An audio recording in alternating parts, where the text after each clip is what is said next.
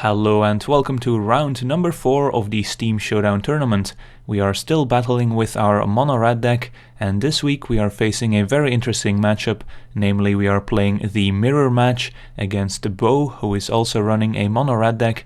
Both decks are very similar, there's some slight differences. Our curve is a little bit lower, we have more cheap spot removal, while Bo's deck features some additional creatures like Thopter Engineer and Behind Kieran, and opted for more McKinley Slide Runners over the extra Mage-Ring Bully and Ember Hauler, and also doesn't play any Dragon Fodders. So let's get started with game number 1, where we have to mulligan a hand without any lands, and then keep a fine second hand with a decent curve. We are on the draw, however, which might end up mattering, as our opponent leads with a turn 1 Foundry Street Denizen, and on our turn we have the option of doing exactly the same. Our other option is to play a land. In case our opponent puts an enchantment on the Denizen, we can represent a 1-mana removal spell, but since we don't have it, might as well run out the Foundry Street Denizen ourselves. Opponent plays a land and then plays a McKinley Slide Runner, which will give the Foundry Street Denizen +1/+0 until end of turn.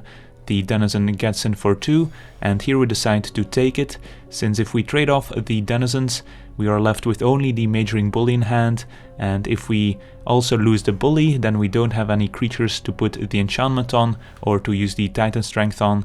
But we do draw a second Mage-Ring Bully, so now we could end up trading one of our creatures and be fine. We pump up our own Denizen, attack for 2, and our opponent is going to take it, also goes down to 18. And we pass a turn. Opponent plays another Foundry Street Denizen, pumping the first one, and decides to get in with both the Slide Runner and the Foundry Street Denizen. And here, since we do have all these prowess enablers, we decide to take it, since we probably can outrace the damage that our opponent has dealt so far. We draw into another Titan Strength, so we are going to play out our other Mage-Ring Bully instead of enchanting one of our creatures with the Bloodlust, because that means more prowess triggers in the following turns, and if we happen to draw another cheap creature, we can give it haste with the Bloodlust in hand. So we get in for 4, our opponent decides to trade Denizens, which is fine, so we don't use the Titan Strength to save our Denizen, also because our opponent could have the 1 Fiery Impulse to punish us there. Our opponent plays a third land to enable a landfall, giving the Slide Runner +1/+1 until end of turn, and then follows up with a Thopter Engineer, which makes a Thopter token. The Engineer gives the Denizen +1/+0 until end of turn, and both the Slide Runner and the Foundry Street Denizen get in there. We decide to take it again because we can get a lot of damage out of these Mage-Ring Bullies with the cards in hand. So we untap, draw another land, which at this point we don't really need, enchant one of our bullies with the Infectious Bloodlust, enabling prowess and giving that bully +2/+1 and haste. So we attack with both bullies, ready to fire off these 2 Titan Strengths, which could do a lot of damage, but our opponent wisely decides to chump both Mage-Ring Bullies, so doesn't take any damage, and we have to pass a turn. Not much we can do here. Our opponent plays a second Thopter Engineer, which is the last one in the deck, making a Thopter token and pumping the Denizen for 1, because 1 red creature entered the battlefield. Both the Denizen and the Slide Runner get in the red zone and hit us for 4 down to 5, which is a very precarious life total against the mono-red deck. We draw into yet another land. Both our bullies are forced to attack, we don't have a decision there, and their opponent is going to block both of them. We use a Titan Strength so that we can kill the Engineer in combat, get a Scry out of our Titan Strength and keep a Fiery Impulse on top, which can deal with the Slide Runner, and we pass a turn. No need to play out a land, because that gives away the weakness of our hand. Opponent is going to play another land to pump the Slide Runner for 1, and both creatures will get in the red zone yet again. We don't have any removal spells we can use, so we drop down to 1 life, and at this point any burn spell is going to kill us, and it's going to be a Touch of the Void to get the job done. So mono-red is up 1-0 over mono-red. In game 2 we are on the play and we decide to keep this hand based on the fact that our opponent only has the one copy of Fiery Impulse in their deck, so we can pretty safely play out our Denizen on turn 1, enchant it with the Bloodlust on turn 2, and then also protect it from a 2 damage Twin Bolt with the Titan Strength in hand. So we decide to run out the Denizen, which is our only creature, so should he die this hand is gonna fall apart pretty quickly. Opponent plays a land and passes, no 1-drop from the opponent, which has less 1-drops than we do.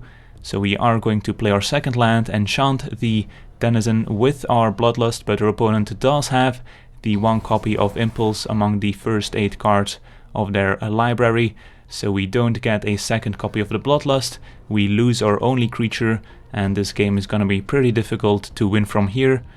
Opponent plays a second land, and plays out a Makindi Slide Runner, which is going to get in some damage.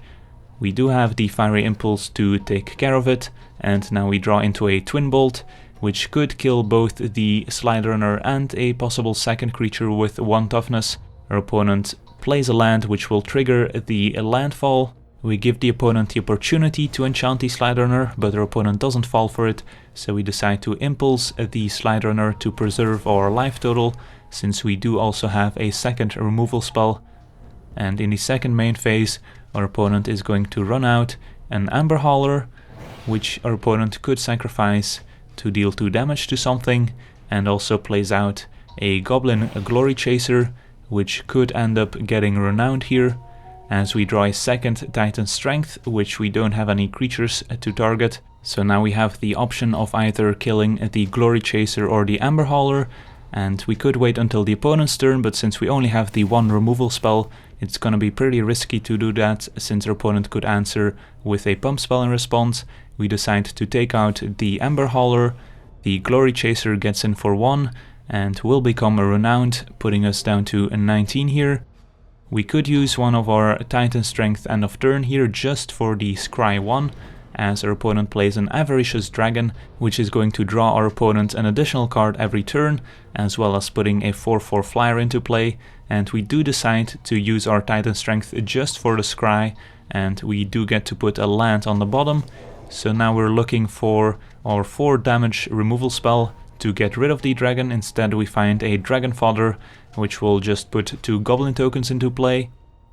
Our opponent gets to untap and draw an extra card off of the dragon. One of those cards was just a land. Opponent goes to combat, just attacks with the 4/4 dragon.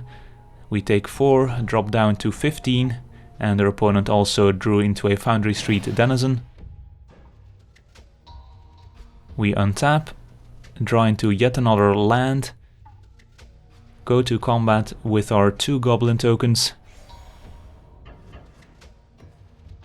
But now we will be able to use our Titan Strength in combat. Opponent does block one of our 2 Goblin tokens with the Glory Chaser. So now we get to use the Titan Strength and put an Infectious Bloodlust on the bottom.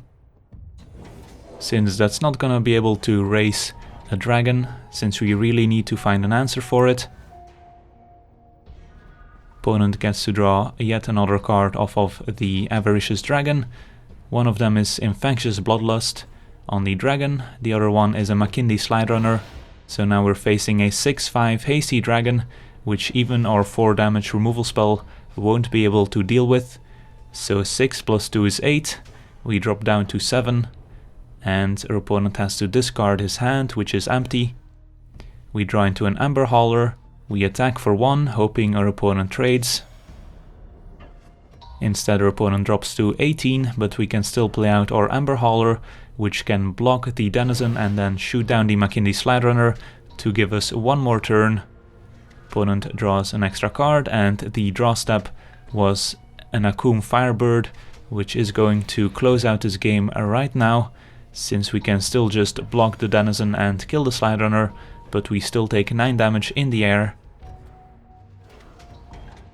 So that's gonna do it. Mono Red defeats Mono Red 2-0. We were not on the victorious side this game, so we now have 2 wins and 2 losses in the tournament. We will need to win our final match in the Swiss rounds and get lucky on tiebreaks to make it to the top 8. But that's gonna do it for today. I wanna thank you for watching. I hope you enjoyed this gameplay, and as always, have a nice day.